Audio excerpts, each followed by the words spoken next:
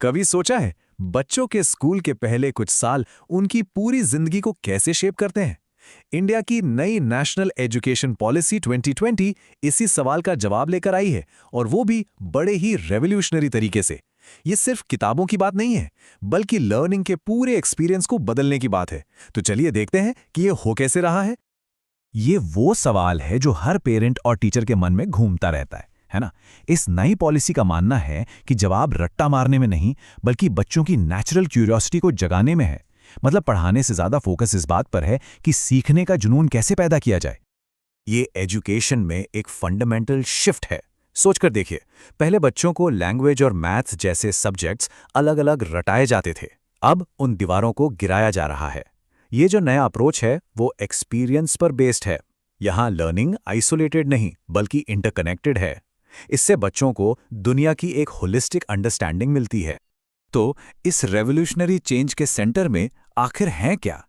एक बहुत ही powerful idea है जिसे थीमैटिक लर्निंग या विषय आधारित शिक्षा कहते हैं।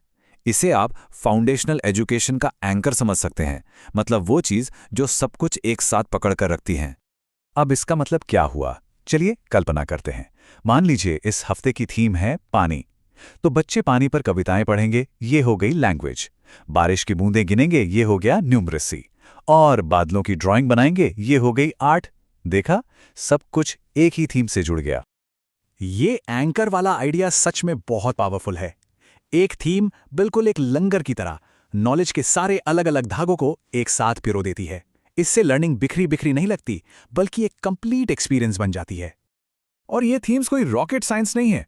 मेरा परिवार, जानवर, मौसम, एकदम सिंपल चीज है। ये वही दुनिया है जिसमें बच्चे रहते हैं, जिसे वो हर दिन देखते हैं, और इसीलिए वो इससे इंस्टेंटली कनेक्ट कर पाते हैं। सुनने में तो ये सब बहुत अच्छा लगता है ना? लेकिन सवाल ये है कि इसे क्लासरूम में एक्चुअली इंप्लीमेंट कैसे किया जाता है। अच्छी बात यह है कि टीचर्स को इसके लिए एक बहुत क्लियर और प्रैक्टिकल ब्लूप्रिंट दिया गया है। आइए इसके स्टेप्स को समझते हैं। ऑफिशियली तो इसमें 8 स्टेप्स हैं, पर इसे हम आसानी से 3 मेन पार्ट्स में समझ सकते हैं। Plan, do and review. मतलब पहले योजना बनाओ, फिर उसे करो, और आखिर में देखो कि क्या हुआ। जब ऐसे सोचते हैं तो प्रोसेस काफी सिंपल लगता है, राइट? प्लानिंग की शुरुआत होती है सबसे इंपॉर्टेंट स्टेप से, सही थीम चुनना। थीम ऐसी होनी चाहिए जो बच्चे के एनवायरनमेंट से रेलेवेंट हो, कल्चरली कंटेक्चुअल हो, और हाँ, एज अप्रोप्रिएट हो। क्योंकि असली लर्निंग तो तभी शुरू होती है जब बच्चे टॉपिक से कनेक्ट फील करते हैं। और यहीं पे इस अप्रोच का असली जादू दिखता है। सोचिए, एक सिंपल सी थीम है एनिमल्स। बच्चे जानवरों को डिस्क्राइब करते हैं, लैंग्वेज डेवलप हो रही है। उन्हें काउंट करते हैं, न्यूमरेसी आ रही है। उनके मास्क्स बनाते हैं, आर्ट स्किल्स बढ़ रही हैं। और जानवरों की तरह चलते फिरते हैं, फिजिकल डेवलपमेंट हो रहा है। कमाल है ना? सब कुछ एक ही थीम में बुना हुआ है। अब आते हैं एग्जीक्यूशन फेज पर, और यहां का मूल मंत्र है प्ले, यानी कि खेल।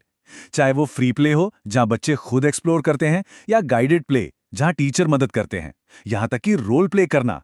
ये सिर्फ फन एंड गेम्स नहीं है। इस नई पॉलिसी के हिसाब से प्ले ही लर्निंग का सबसे पावरफुल टूल है। लर्निंग को इंटरेस्टिंग बनाने के लिए टीचर्स तरह तरह की चीजें यूज करते हैं। असली objects, puppets, flash cards.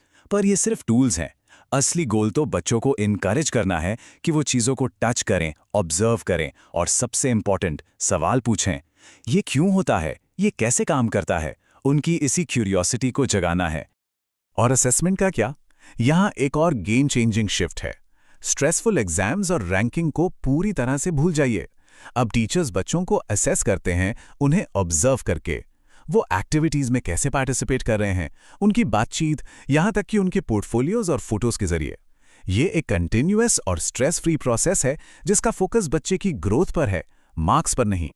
Process के आखिर में आता है रिफ्लेक्शन एंड इंटीग्रेशन का फेज। यहां पर थीम के अंत में लर्निंग को कंसोलिडेट किया जाता है। एक्टिविटीज जैसे कि reflection circle time, show and tell sessions, या पेरेंट्स के लिए छोटी एग्जीबिशंस, इनके जरिए बच्चे प्राउडली दिखाते हैं कि उन्होंने क्या सीखा। ये सिर्फ रिवीजन नहीं है, ये नॉलेज को पक्का करने और कॉन्फिडेंस बिल्ड करने का तरीका है। तो ये सब एक टिपिकल वीक में क्लासरूम के अंदर कैसा दिखता होगा? चलिए कम्युनिटी हेल्पर्स की थीम का एग्जाम्पल लेकर इसे एक्शन में देखते हैं। तो इमेजिन कीजिए, डे 1 पर कम्युनिटी हेल्पर्स पर स्टोरी टेलिंग होती है, नई वोकैबुलरी सीखते हैं। डे 2 सब बच्चे डॉक्टर, टीचर, फायर फाइटर बन के रोल प्ले करते हैं। डे 3 शायद एक वर्चुअल फील्ड ट्रिप हो।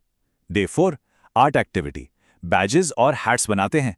और डे 5 न्यूमेरेसी, टूल्स काउंट करते हैं। हर दिन एक नई एक्टिविटी, एक नया एडवेंचर, पर सब कुछ ब्यूटीफुली कनेक्टेड है एक ही सेंट्रल थीम से। तो आखिर में इस पूरे नए अप्रोच का फायदा क्या है? ये इतना इंपॉर्टेंट क्यों है?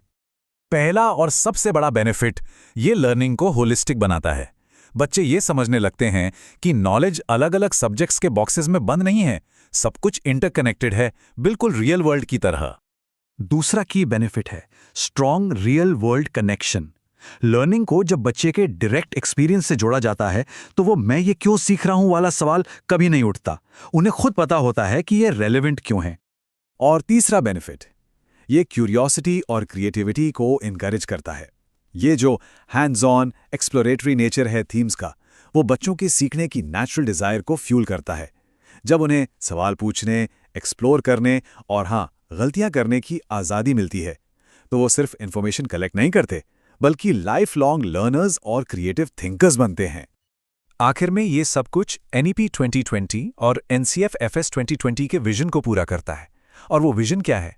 ऐसे लर्नर्स तैयार करना जो क्यूरियस हों, क्रिएटिव हों, कॉन्फिडेंट हों, एम्पैथेटिक हों और कॉन्सेप्चुअली स्ट्रांग हों। ये सिर्फ स्टूडेंट्स नहीं, फ्यूचर सिटीजन्स को गढ़ने की बात है।